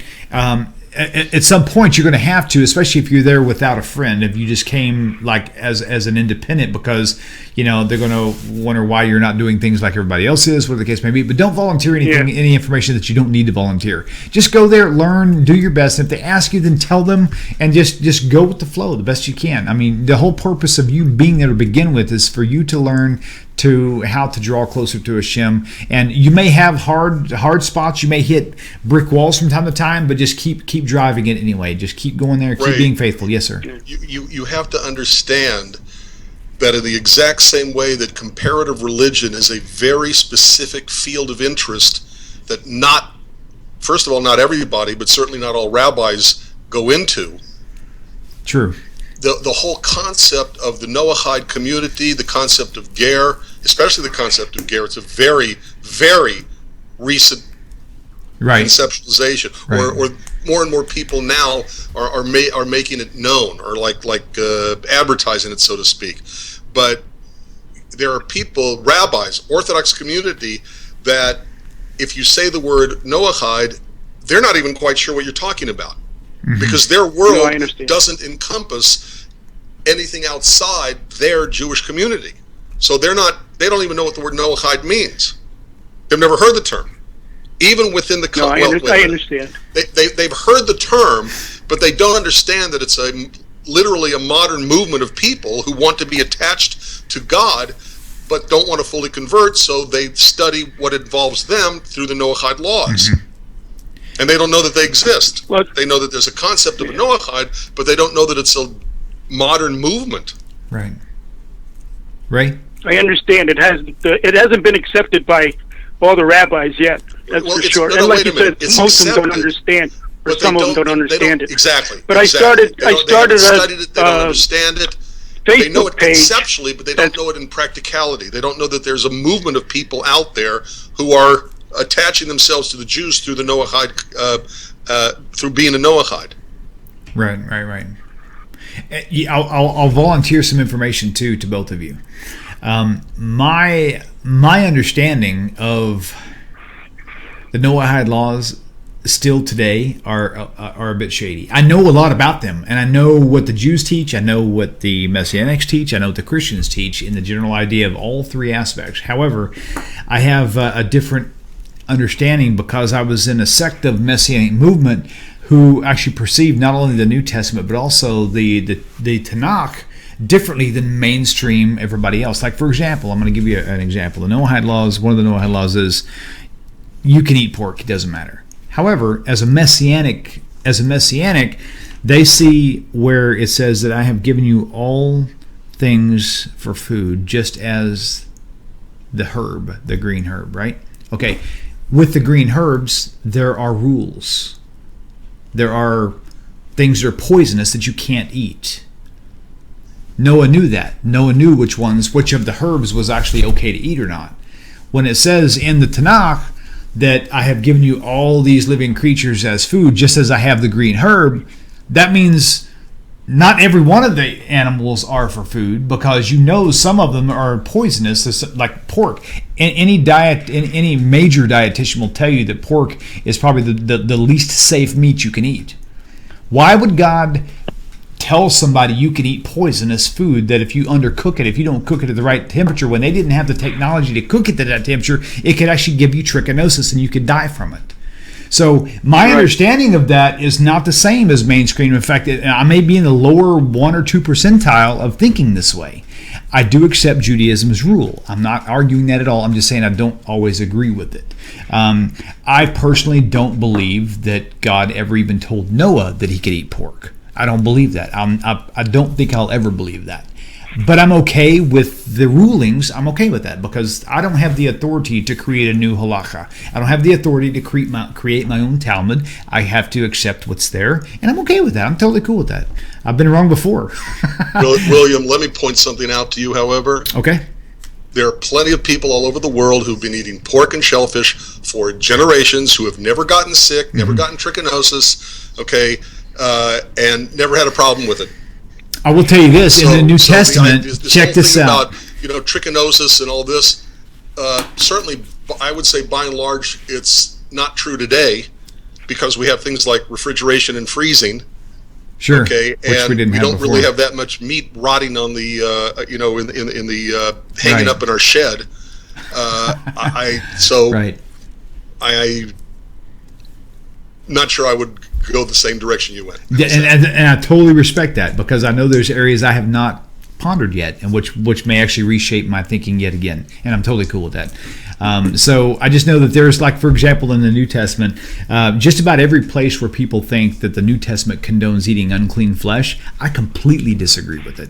Because I was Messianic, and I know that I believe with all my heart that the Messianic understanding of the New Testament comments regarding food, I believe that they are actually correct, even now. And I've studied this in depth. I mean, for years I've studied this stuff, and I totally think that they're right on that. All things are clean, and when accepted through what is in Titus or something? It says all things are acceptable because they've been sanctified through prayer and Jesus through the word. It's not what goes in your mouth that condemns you, but what comes out of it. We discussed that, but that was actually the whole context of that in Mark and Matthew. That you have to read both of them. The context of that is through washing of your hands. The context was washing your hands. What can defile something you eat, whether it's lettuce or whether it's a piece of pork? Not just joking, but what the whole point of the context of that whole entire verse was all about washing your hands. Is it possible to make something unclean by eating it if you touch it without washing your hands first? That's the context of that entire thing, the entire topic. And of course, context is added by how? By adding information that's relevant, not by taking it away. And so when you add all the relevant information, the context is actually talking about hand washing before you eat. So with that said, again, there's just I've studied every aspect of the New Testament regarding food and dietary laws, and there is nothing, absolutely nothing in the New Testament that can make me think that eating pork is okay or eating shellfish. It just doesn't make any sense to me at all. I'm just I can only point to about 2016 years of Christian theology who would completely disagree with you. I totally agree with that too, because I was Christian before I was Messianic, and as a Christian, you could eat anything you want to do. What goes into your mouth, doesn't divide you. That's what comes out. And that's how they understood it. That's how it was developed in the church. Yep. And has been for 2016. And not one time in the church did I ever hear them mention the other part of that verse. In the New Testament. Not one time did I ever hear that. Why? Because that's the only way they can actually develop their context is by removing information that will apply so that they can keep what they want to keep. That's how that works. So, with that said, so much, Ray, thank you for calling in. I really appreciate all these questions and all the callers who are calling because there's so many things that we have never even heard of before. And I really, exercising, building your muscles comes from stressing them, not from, lifting a pillow and moving it across your bed. Working these muscles out, working our brain muscles out. That's what it's all about. And okay, I was fixing to say we're done, but apparently we're not. Oh, you're no fun. Okay. All right, next caller. Let me see if I can find my mouse. There it is. Okay. Your timing is perfect. So please tell us your name, where you're calling from. And first, turn down your computer. Yep. My name's Gerard from Philadelphia. Hi, Gerard. Did you turn your computer down yet? Yep, I did. I think you did because I can't hear the feedback now. Very good, Gerard. And for all the viewers out there, this will be our last call. I do have to get home. It's getting late. So, just no fun. I don't have the energy you do, Rabbi. Okay, Gerard, thank you for calling in. What is your question or comment? Well, hello, William, and hello, Rabbi Stuart. Thank you. Hi. My question is Matthew 27, verse 46. 46. Let me write that down. In reference to Psalm 22. Matthew 27, what? 46. Verse 46. In reference to Psalm Let me pull that up on screen. I'll pull right it now. Wait. Do me a favor, real quick, Gerard. Tell me what the Psalm reference was again. The Psalm reference is Psalm 22. There we go. Okay. Verse 2. Thank you, sir. Okay, go right ahead. Right. I thought you were saying that it was a okay. I didn't hear you. Okay, what about it? Okay, I'm sorry. So, the translation is, my God, why have you forsaken me? No, it isn't, but go ahead. And that's what we want to hear. So that's, okay, that's the Bible I'm reading from. Okay, so I understand that's what the New Testament says it says. Right, but I'm looking at the Hebrew, and it's Heli. So I know that that's the name of God in reference to David using reference to one of God's attributes, translated as Almighty. But what my question is that it's shocking to me that after in Matthew that verse, some of the bystanders who heard it say this is calling for Elijah. This to me makes no sense at all.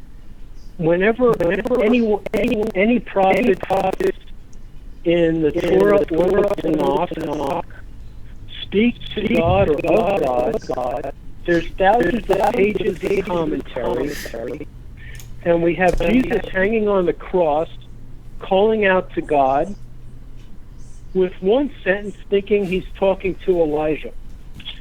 And the commentary I have in the Christian Bible, by the way, I'm not Jewish, but I'm not Christian either. Okay. So may I please read you the commentary on that verse in the Christian Bible? Absolutely, go ahead. Okay. It says in Matthew, the commentary to Matthew, that in Mark the verse is cited entirely in Aramaic, which Matthew partially. Hello, can you hear me? Yes, go right ahead. Continue.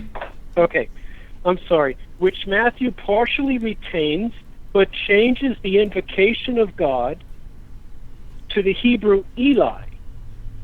Now, my understanding is in the Tanakh, Aramaic is very rare and is not in the Psalms.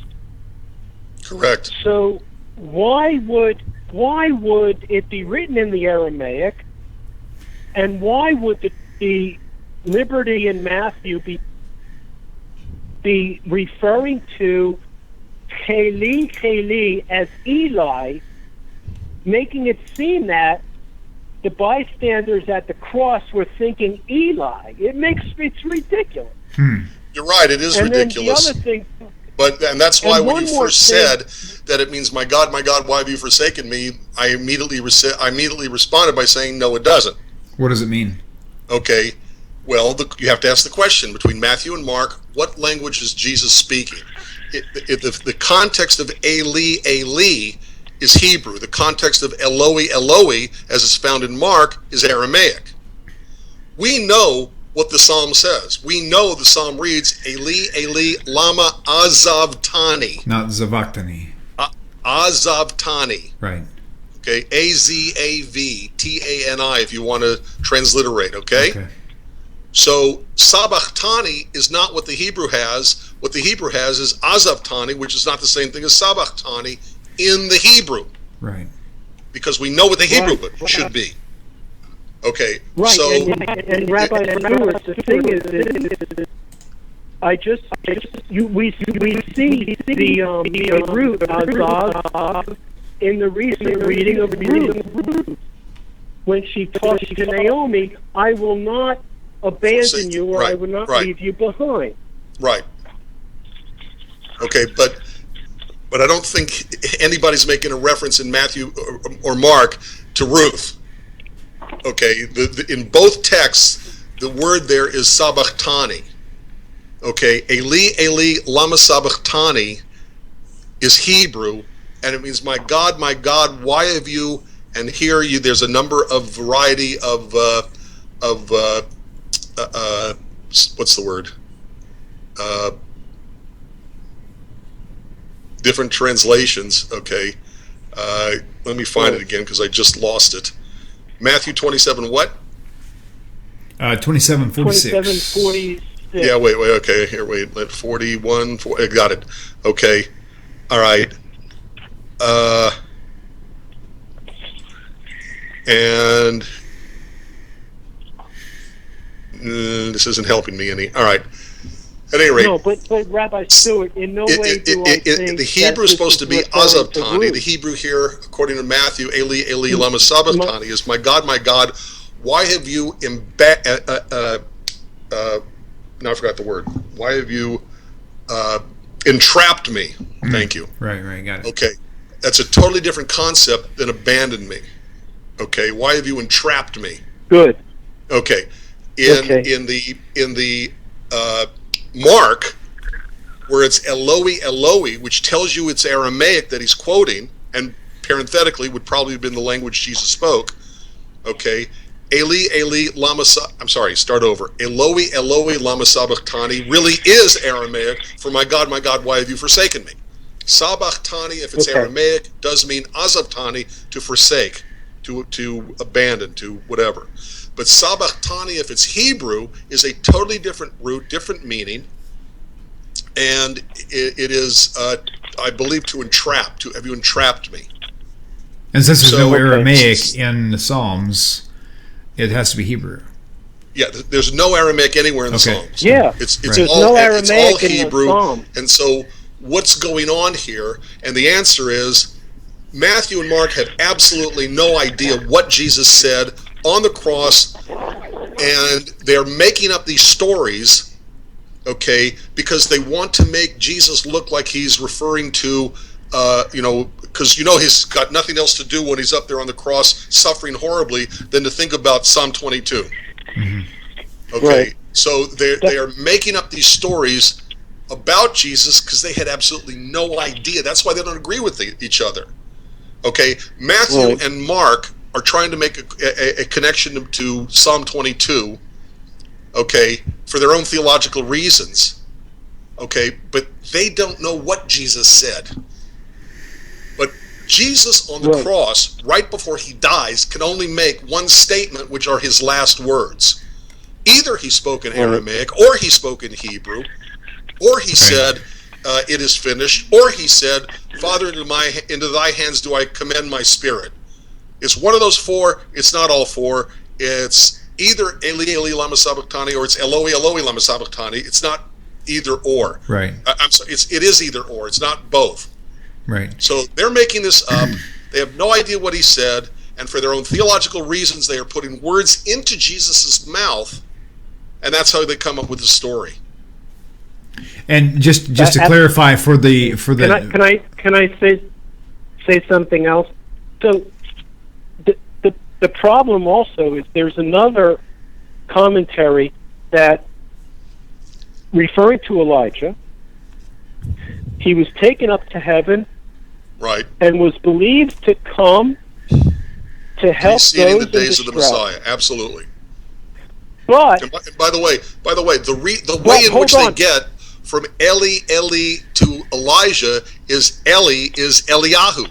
Right. So they're making it look like the people thought he was calling up to Elijah, because if Elijah is supposed to come before the Messiah comes, and Jesus is about to die before doing anything the Messiah is supposed to do, then maybe he's calling Elijah to begin the Messianic age, now, the days of the Messiah. Two thoughts for me. Number one, is there anywhere in the Tanakh where Eliyahu Hanavi is referred to as Eloi or Eli?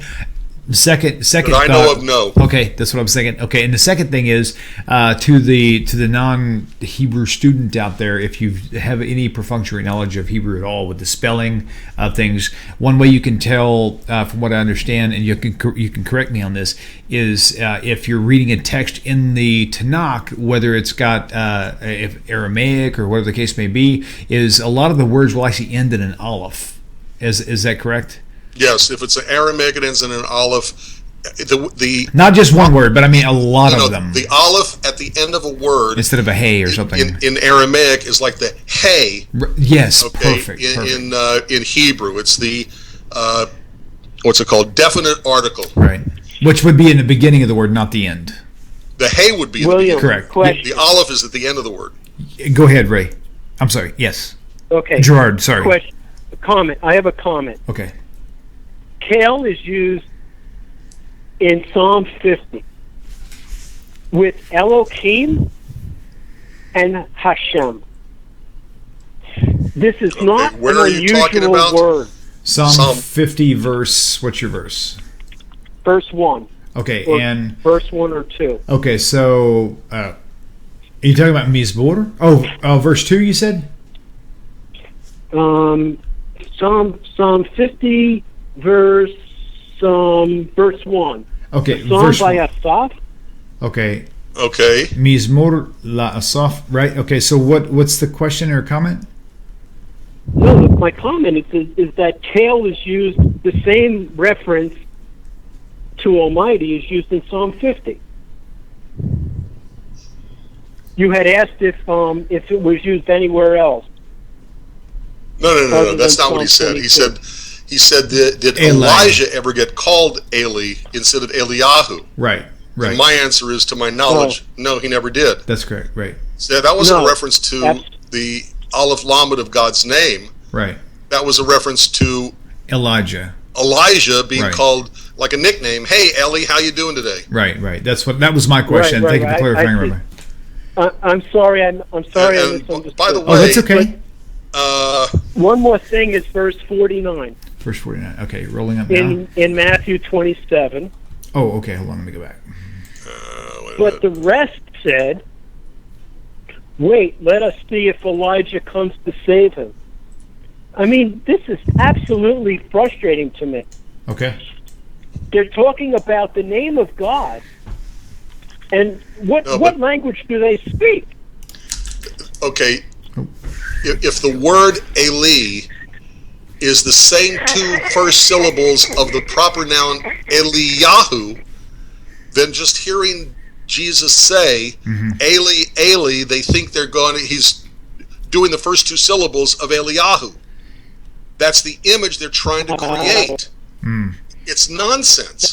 And you also, it looks to me like... I'm sorry, what? No, go ahead. Well, I was saying that it's nonsense.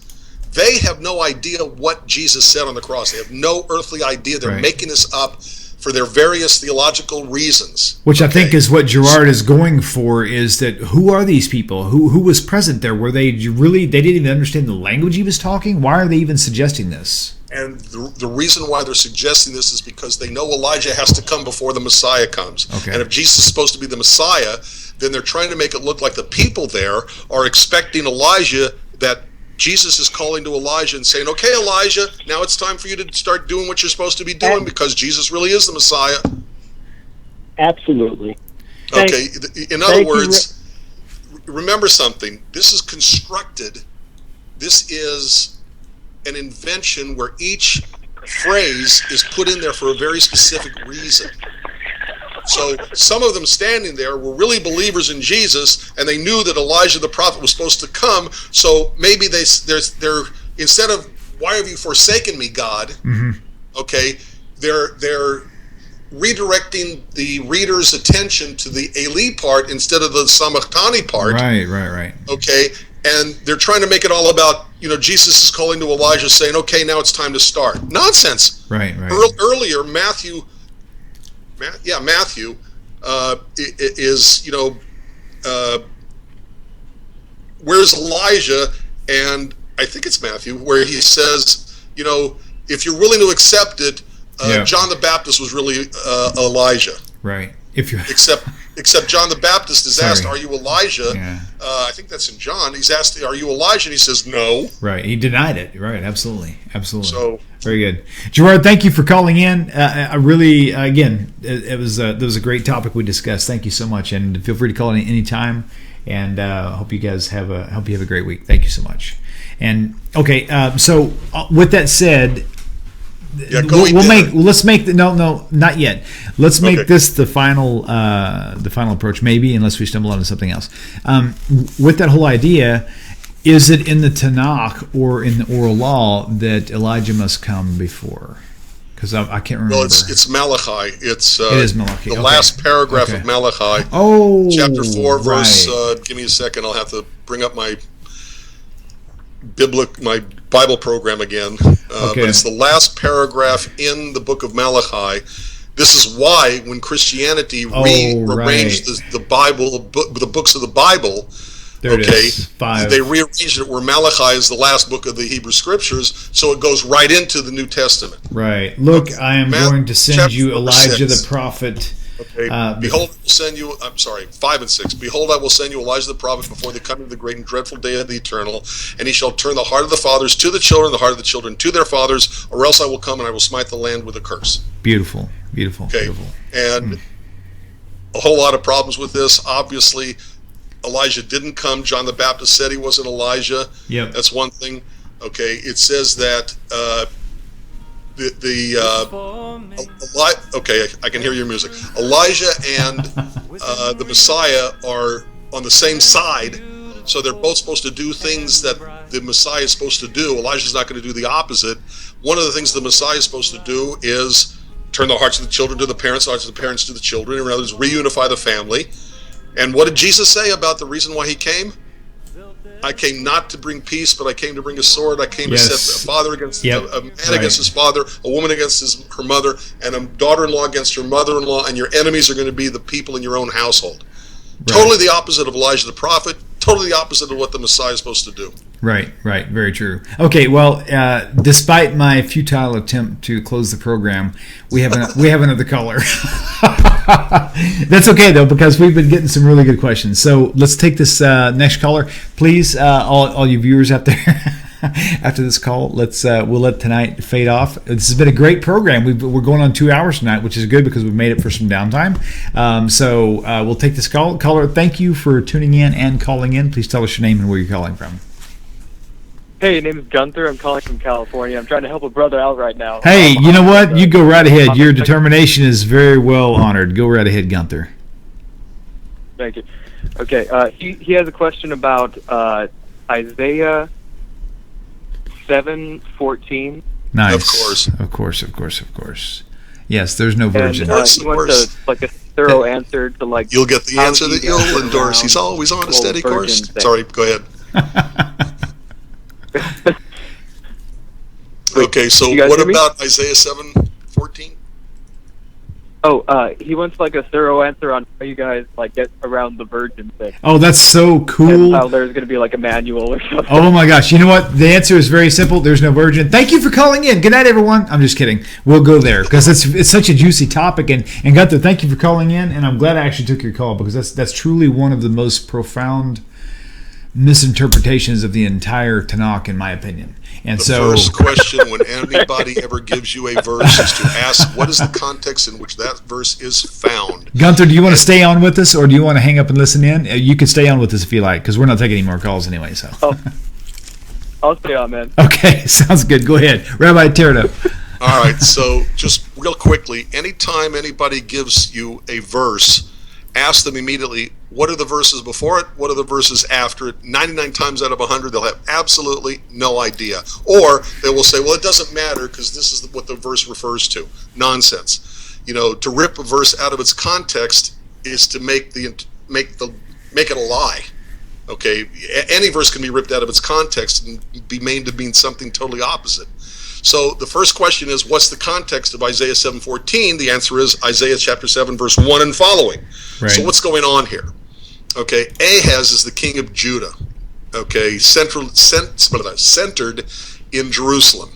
And he is terrified of these two enemy kings that are basically marching on his country. And let me tell you, in the ancient world, you know, if you were a king on the losing side of a war, they weren't very nice to you.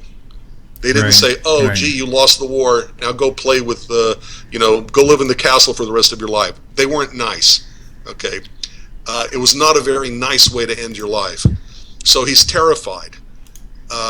God knows the hearts of humanity, and God says to Isaiah, look, Ahaz is really worried about these two kings. Go to him. Tell him I'm on his side. That's very important to understand. Tell Ahaz God am on his side. Do a miracle for him so he'll know that you, Isaiah, are telling the truth. And so Isaiah says, okay, I'll go to Ahaz. He goes to Ahaz, and he says to Ahaz, God is on your side, and God is asking you to ask for a sign, and I will give it to you. And Ahaz is no fool. You don't tempt God. You don't put God on trial. So Ahaz said, no, that's okay. I don't really want to put it, to ask for a sign. Isaiah is frustrated because he's trying to help this guy, and the guy won't even give him a straight answer of, here's the miracle I want to see. Excuse me, sorry, I said that incorrectly. Here's the sign, not miracle, here's the sign I want to see. So Isaiah says, fine. You won't come up with a sign. God himself is going to give you a sign. What is exactly that sign? He points to a known woman who is already pregnant. Look at the Hebrew. Mm-hmm. And he says about her, she's pregnant, she's going to give birth to a son, and the son is going to be a sign. What's the sign? His name, the name of the kid, the child to be born, is going to be Immanuel. Not the God birth. is with us. I'll explain that in a minute. The birth was not the sign. I'm sorry, what? I said the birth was not the sign. It was. No. It was. No, remember something. A sign isn't a miracle. A sign is something that's part of nature. Right. Think of a stop sign. A stop sign is not a miracle. Right. It is something that points to something else. That's what a sign is. It points to something else. If you see a sign that says Coca-Cola, the sign is not Coca-Cola. The sign is pointing you to go drink Coca-Cola. Right. A stop sign is a sign made out of metal and paint that says this is where you're supposed to stop your car when you're driving. It's a sign. It's not a miracle. The fact is that the kid who is in her womb already, she's already pregnant, is going to be a sign to Ahaz the king that whenever he sees the kid, he knows the kid's name is God is on my side. Right. God is with us. God isn't with my enemy kings that I'm so terrified of. God is on our side. God is with us. God is with us. Immanuel with us is God. Okay. Right. That's the sign. That's what it's all about. So let me get this straight. By Christian interpretation, Isaiah is supposed to be relaxing because he knows that 700 years from now, when he's dead and buried for hundreds of years, there's going to be a kid, and that kid is going to be, the sign that Isaiah is talking about. Is that really going to make him feel relaxed? 700 years later, right? Okay, not going to happen. Mm-hmm. Please note that when they translate the word Immanuel, they try to make it look like the kid is being called God, who is with us. Right. Okay. They don't understand names. Actually, I remember when I was... I'm sorry, what? I actually remember when I was like a little kid in Christian school, they would actually teach us this verse, and they would basically make it sound like that, and then I read the rest of the passage, and it just didn't make sense to what they were trying to say, Exactly. Right, because in context, how they want to understand it, and by the way, don't let me forget to talk about, typologies or second fulfillments or whatever. And you got to talk about the word virgin, Betula versus Alma as well. I'm not even there yet. Okay, good. Because we have to understand names and how they operate. Okay, very good. Okay, William, what does the name William mean? A resolute protector. Fine. So when I say hello when you call me, do I say hello, resolute protector? No. No, because that's not how a name works. A name works because your name is William, and it doesn't matter the meaning of it. Correct. What matters is that's your name. That's so the question is, why did they not call? Why didn't they call Jesus Emmanuel? Why was that not? Why did that happen? That is also true. They never called him Emmanuel. Right. He never hears the word, "Hey Manny, come here a minute" in his life. Okay. Right. The next thing they're going to do is they're going to try to make it. He's going to be called God with us. Right. No, in Hebrew, I forgot the grammatical term already. I'm getting old. The word "is" has to be added. Two words, ani. I. Oh. Ani is I, okay, and po means here. Right. But if I say ani po, you're not going to translate that as Stuart said, I hear. Right, it's I am or here. It's I am here. In English, you have to add the word am, a conjugation of the word to be, or in this case, is. With us is God. Okay? They're not saying that this person who happens to have the name Emmanuel is God who is on our side. They're saying that this person, this kid, Emmanuel, is supposed to be a sign to Ahaz that every time he sees it, I'm really scared about these two enemy kings. Oh, there's the kid. Oh, I know. God is with us. He's on our side. I don't have to worry about these two kings. And then it says that by the time a child is old enough to know the difference between good and evil, the two enemy kings that you're worried about are going to be dead and buried. So how old is a kid before they know the difference between good and evil? Right. Well, obviously the answer under is 12, obviously, years old. Right? Because Jesus didn't get born for. Depends on how you want to date the book of Isaiah or this section, but it's about 700 years later. Mm-hmm. Right. Okay. So, on its face, the Christian interpretation is just nonsense. Okay. Now, taking a look at the New Testament, when is Jesus ever called Emmanuel? Never. Right. Okay. Rabbi, 1 second. Gunther, go ahead. Oh, I'm sorry. The guy who's actually asking this question, and Muhammad, he said he's having missionary issues, and this guy named Jay Smith in London is debating him basically. So he's having problems with that. Can you think of a simple way to get around the whole, how to summarize this whole argument? The very simple way is you got to look at the entire context, and the quick answer is, by the way, when was Jesus ever called Emmanuel? All right. Follow up, in my opinion, would be really address the whole the timing of the prophecy. It says before the child reaches a certain age. Right.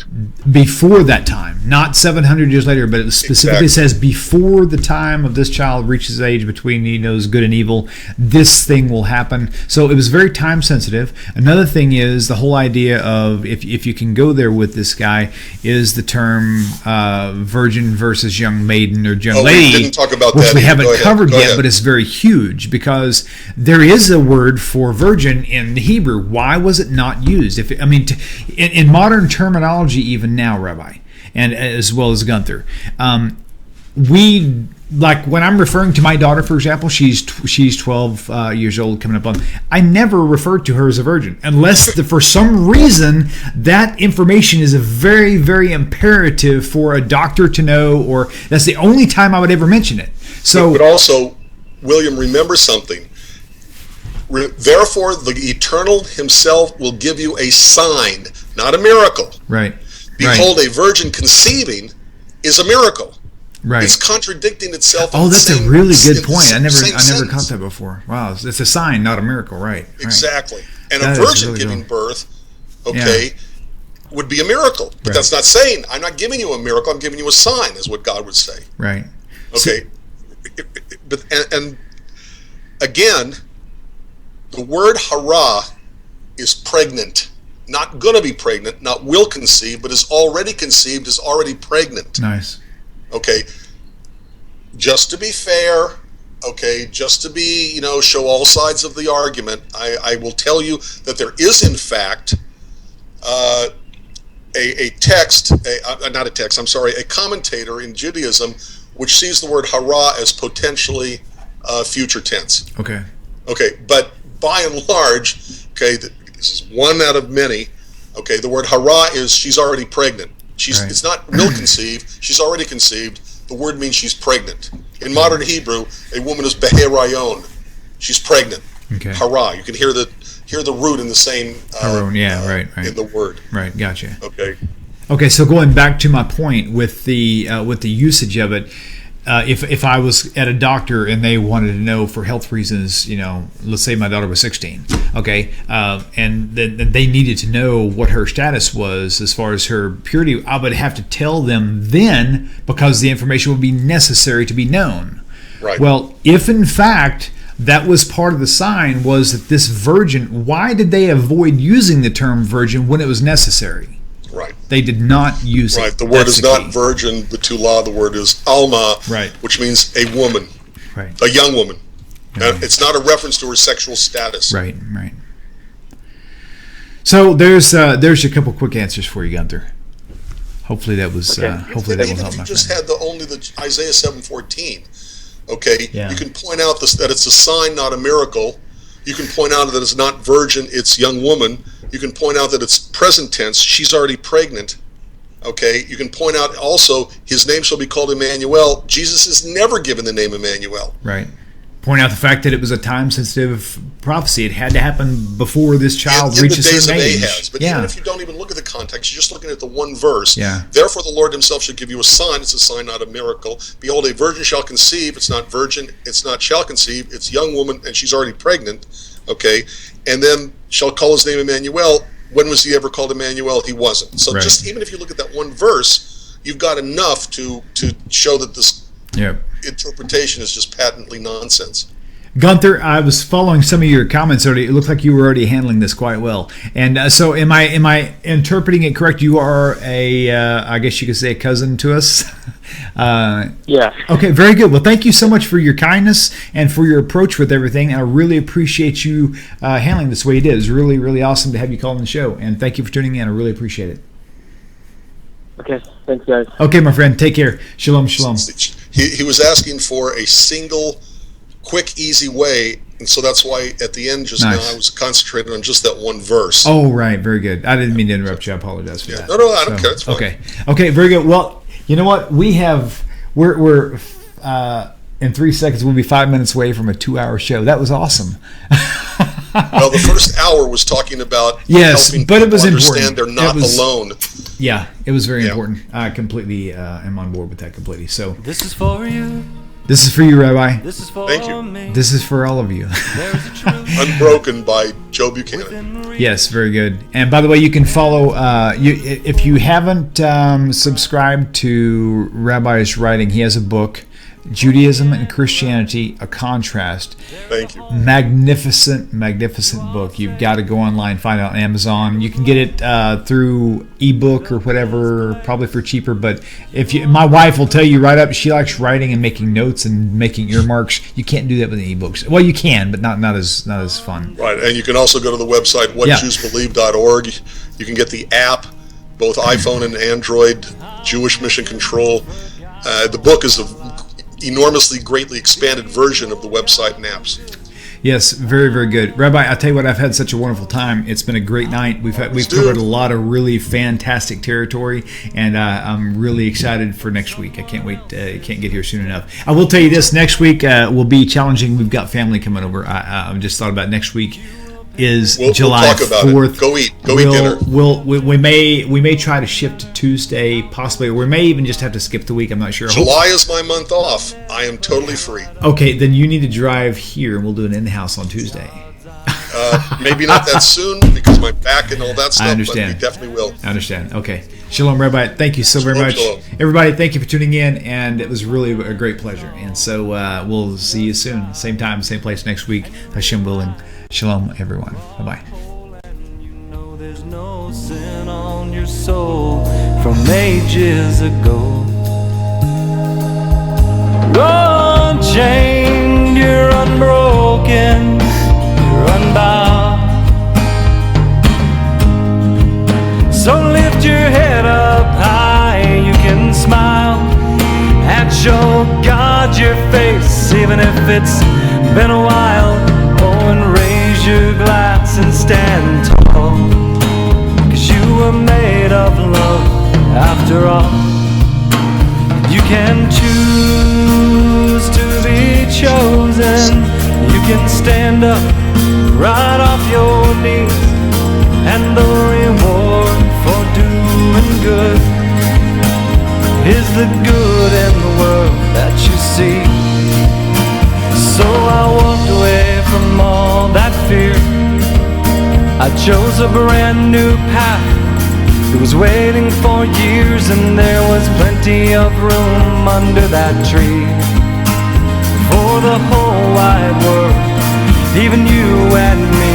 You're unchained, you're unbroken, you're unbound. You're unchained, you're unbroken, you're unbound. Where you go, I will go. Where you stay, I will stay. And your God will be my God. Where you fall, I will lay. There's no veil on our eyes, just truth. One God for me and you, as we are loved by unending love. Ahavat Olam.